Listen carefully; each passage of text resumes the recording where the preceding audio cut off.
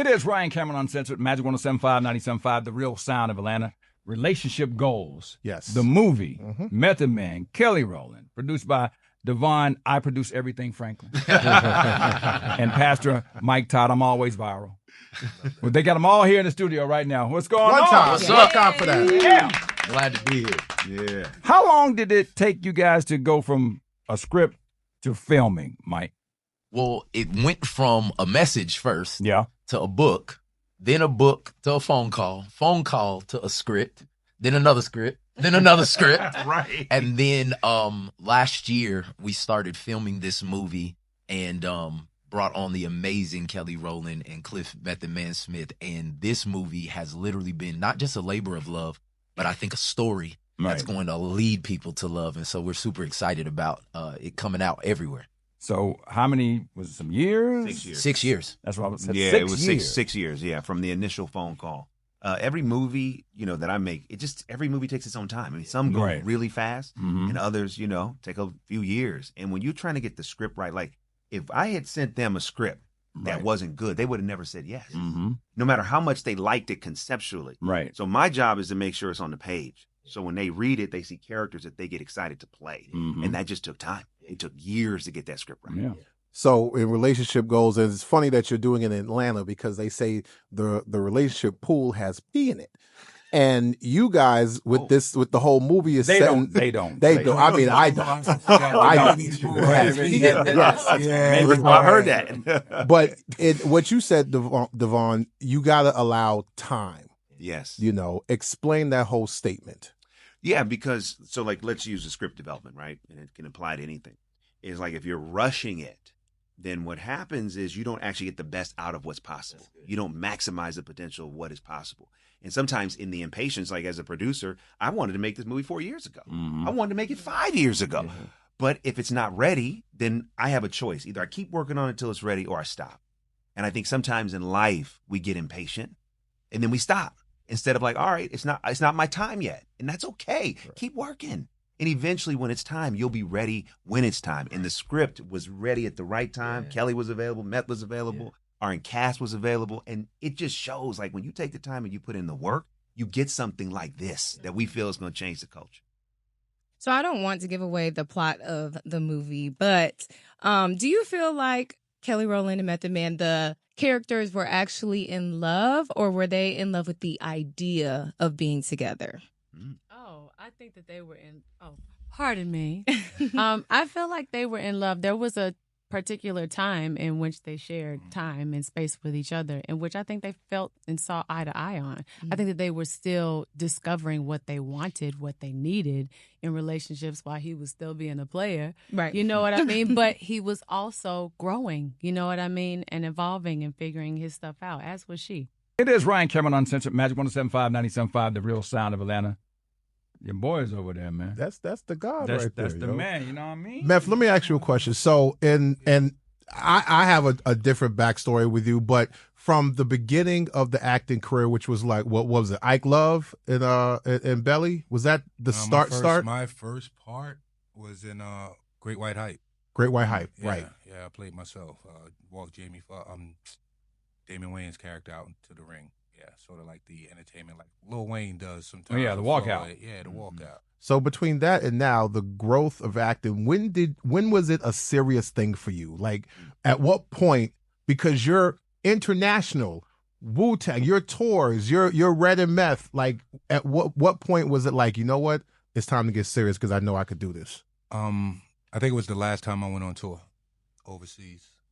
And this was like my 5th time going over there that year. And I was getting tired. There was no money here for artists from the 90s, the new generation tearing it up, South tearing it up. They was killing it. Kudos to them for that. I just needed a change.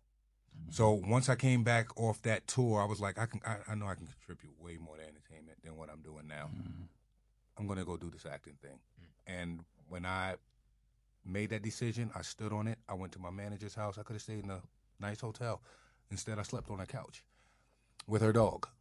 Not with the dog, but, the dog, that was the dog's spot. Right. You know what I mean? You come down there and check me every now and then. Right. You know you in my spot, right? Whatever. Anyway, I fell wholeheartedly into it. because one, it was new grounds for me. Two, I knew for a fact that I can contribute some kind of new thought or idea when approaching some of these parts and some of these scripts. And not only that, I mean, it's fun. It's fun as hell. Yeah. All right, Kel. Get the microphone there. Hold on. Watch that sand. So listen, I've been knowing you since you were very, very young. I think y'all did my step show. Y'all walked out. Y'all did No, No, No. And then y'all came back out and did the remix. Mm-hmm. That was many, many years ago. Yes, you've always been very supportive. Of all the times that you've done this, what's more exciting for you? Walking out of the trailer, going to the set, or walking out on that stage? Both. You won't make me choose. The reason why I just asked you a question. Why are you trying to fight me? Slightly. I feel like fighting today. But both. I say both because, like, for the tour recently, I hadn't toured in 15 years. Mm-hmm. So 15 years, it was like all of that buildup and excitement. Right. And it was so much fun. I forgot how fun it was. And to be honest, I thought it could only be that fun with the girls. Mm. So when I got a chance to like really feel that out, I was like, oh, I don't want it to end. You know, that's literally what happened. I didn't want it to end. So when I got home, I was a little sad, but I was still, of course, with my babies. But then I was like, we have a movie to promote. So it's so much fun to be able to do both. I'm grateful for the opportunity to do both, to be trusted in both spaces as well. Mm-hmm. Because to be chosen as a leading lady is no slight feat. Right. Like, you know what I mean? Yeah. Like, She killed it. And it's so much fun. And I get to do it with Cliff, and I get to do it with Devon, and I get to do it with Annie, I get to do it with Robin. Like, these are other spirits I get to collaborate with, which I love collaboration, as you can tell. Yeah. So, yeah, I'm blessed. When people talk about relationship goals, and you've been down this road many times, when people, man, these are goals. This is what we want to have in our life. And Meth, when people said, I love the fact that they've been, and I've loved the fact they've been together for so long. Is Instagram and social media, is it real life? Should people be looking at, I'm just saying, with people who are listening to this. Oh. Mm-hmm. That is a loaded question. Of course it's real life. I mean, to some people it's realer than what it actually is. Yeah. And I always see it as people being able, they're playing a role, but in real life. People portraying themselves as what they feel about them or what they think they are. Or what they think they could be, you know? But that doesn't dictate a relationship. I mean, I don't know what the correlation is between that and a relationship. Like, do you think, like, should it be a social media thing? Or yeah, I mean, I think, like, you know, Devon, I saw a recent clip where you was talking about ghost fishing and the whole thing with the thirst trapping. And I was listening to the audience reacting. Yeah, and I was like just thirst traps. Go ahead. Yeah, but I mean, he had a whole little piece on there about thirst traps, and he was like, after he asked the young lady, like, "Hey, you know, you trapped me with the thirst," and he was like, "Are you still thirsty?" You know, and how people reacted to it, because I mean, if you're in a relationship and say, you know, because I saw a post that you had up that somebody put up of you at the Atlanta concert, he was like, "Man, Kelly, but she fine as I don't know what," and I was just like. But that's what she wants. She's working out. You guys are working out. But people look at it in another way. And sometimes it comes across as you not just trying to say, hey, I'm doing my thing. I'm out here working out. I'm being healthy. But people say, you know, what's really going on? Well, I mean, in terms of what you're referencing, what I was saying to her, this was when I was dating, right? So, you know, divorced, dating, got remarried. And so I was expressing kind of what my journey. Wonderful wife, by the way. Yes, thank you. Thank you. I love her dearly. What's up, Maria? So I was just articulating in my one-man show my journey from that point to this point. And I was saying, like, okay, so I got back into these dating streets. That's what I call it in my book, Be True. I was like, urine-filled dating streets. Say it again? The urine-filled dating Well, I didn't know nothing about that. I just called it the dating streets. But what I was saying is one of the women that I was dating at that time, what I noticed, I said, oh, I don't think you're interested in me. Right. That was what it was. It was not even so much about what her posts were. It was just like, are we, is just us? Or are you still open? And come to find out, she was still open. She wasn't sold. She ended up breaking up with me. You know, so that was the point. It was like what people post can be an indicator of where they are emotionally. And if you're dating somebody You know, it's okay to ask questions. Right. Get clarity on where you stand.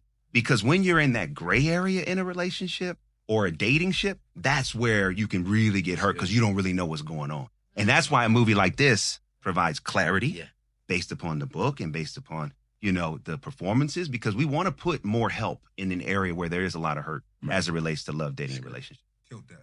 So, what does Valentine's Day look like for all y'all?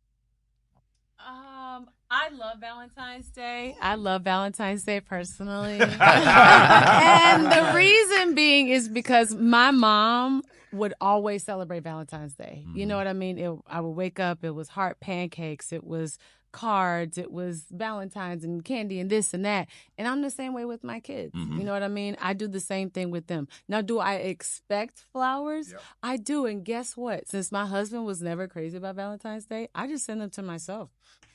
Wow. Yes. And guess what? They look pretty in the house. So they not really so they really for the house. But like when House when I was single, I remember like sending myself flowers and I'd say, I appreciate you. Literally. Right. You know what I mean? I think that sometimes like, you know, we'll expect or think somebody else should send us flowers. It's like, no, what are my flowers? With every petal, you better find something fly about yourself that you like. You know what I mean? So So So for me, I'll say that Valentine's Day is a special holiday. It's the first gift I ever got my wife. My wife is back there.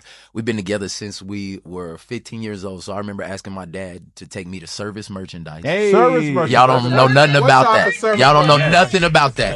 I went to Service Merchandise and I spent $117. $117? Brother, at 15 years old. And the store was closing, so I got a good sale. And I bought her a heart necklace. And Valentine's Day was the day that I gave it to her. And so now, all of these years later, she's still by my side, 26 years together. Where's the necklace? I was about to ask that. Now, you got to ask her. She got it. She still got it. Nice. She still got it. Yeah. It's still in the... Valentine's Day, just for memory. Yeah, it's still got it. So it's a beautiful... And I go all out on Valentine's Day. Like, I want her to be with no doubt that somebody thinks about her more than anybody else. And so for me, yes, it's everybody tries to do it's them. This is not a real holiday. Anytime I can celebrate my wife for what she does for me and that family, I try to do that. So it's a big deal around our house. Yeah, So- top that, Devon. No. Top that, man. Stop. Give it That in the is not- chamber. Stop. Now what you gonna do? Stop. Man, listen, this is my first Valentine's Day married, so I can't tell y'all what I'm going to do because I don't want everybody to know, you know. Maria need to be You better not surprised. give her a copy of the book. I know that's right. Copy of what book? No. You got it. For me, Valentine's Day ain't really like, because my anniversary is the next month, so, and my birthday. But it meant more when I was younger. Yeah. You know what I mean? Because, you know, when you was a young man, I say preteen, even preteen, and Valentine's Day came around and you were in school, every now and then you get surprised that a girl likes you. She'll give you, Right. Be mine. The heart candy. right, you know, or you know, you get a Valentine from a girl you didn't want to get one from, or bald head Keisha with the mustache. I don't like this stuff. Wow. Mean. About them Keishas, boy, I tell you. And we out of time. The sand has gone out the glass. It is Ryan Cameron Uncensored Relationship Goals, Method Man, Kelly Rowland, Devon Franklin, Pastor Mike Todd. It's all coming down February 4th. Yes.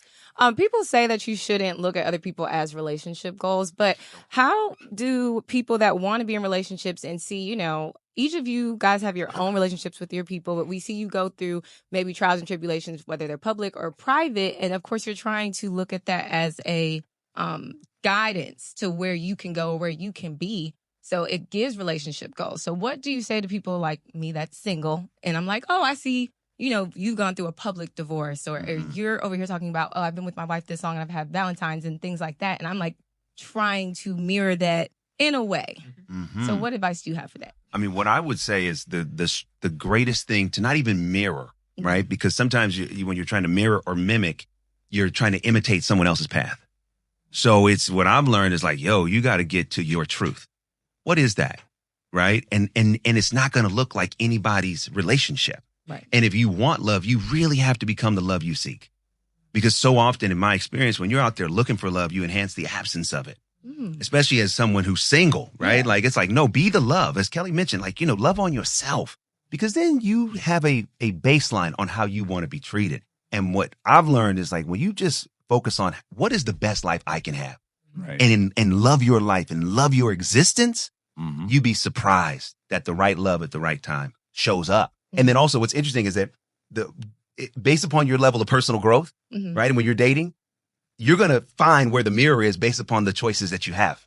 That's true. So when people reflect back to you some stuff you don't like, you got to say, maybe I got to go inside Yeah. and I got to do some more growing in order for what I'm receiving to change. Yeah, one of my It's frat brothers, Willie Moore Jr., says it's hard to see the picture when you're the frame. Mm-hmm. That's one of his analogies. Okay. With about wrapping up, just start with you, Kel. When the credits roll on relationship goals, it's always a conversation. Sometimes if a movie's really good, people start talking. What would you want them to be saying when they walk in? Getting ready to go, whatever. Like the credits are rolling. What are they discussing? I hope that it's encouraging thought. You know what I mean? I hope there's like a gajillion thoughts in their brain, and they're trying to like figure out whether it's a self, reflection thought. Yeah. You know what I mean? Whether it's my aim or it's is this my season of single? I want them to see these characters and see themselves. I think that that's what I really enjoy about listening to Pastor Michael Todd and Devon Franklin. When they just speak, they make it on such a human, real, relatable, even on like just the honest and ugly. Like sometimes humans are ugly and sometimes we're messy, and that's okay. And they make it okay. Yeah. And I want people to understand your mess is just temporary. And you'll get out of the clutter. But I think that it's important to just really take in all the messages. I hope to get so many things because I'm continuing to get things from each character. Right. So, yeah. Meth? For me, I know that a lot of times people go to these movies and they live vicariously through the lead characters. I want them to be rooting for this relationship. I want them to root for every relationship in that movie. I want them to root for Robin's relationship, root for what's Annie's name in the movie? Treese's relationship with her boyfriend dog, whatever. Make it the best relationship ever. And with herself, exactly. And especially for Jared and Leah, because, I want people to wonder, where is this going to go? Because I still believe that there's a fairy tale out there for everybody. You just got to be willing to find it. There you go. Devon? Man. Listen, I want people to, when they tune in on Prime Video and it's over, I want them to be like, wow, that was a great movie. Yeah. And I want to tell everybody I can to see the film because last night when we did the screening, what was so cool, everybody walked out of the theater positive, upbeat. They laughed, they cried, they clapped. And we just need some feel good right now. Yeah. So I want people to feel good after watching this film. That's true. When they finish seeing it, I want them to have hope. And I want them to know that it's about progression, not perfection. There is not one character in this movie that was perfect, but all of them kept moving forward. And I think that's the word of the year for me. It's like forward. How do we keep going? Giddy up. And then the last word is, when's the second one coming out? That's what I want them. We got to know more. We got to know more about the relationship. What happened? Yeah. That's what you want to know. Is what happened. What happens at the end? Yeah. Relationship Goals, February 4th on Prime. Give it up for Kelly Rowland, Method Man, Devon Franklin, Pastor Mike Todd, Ryan Cameron Uncensored. Thank y'all for having us. One time for the one time, we are out. One time for the one time.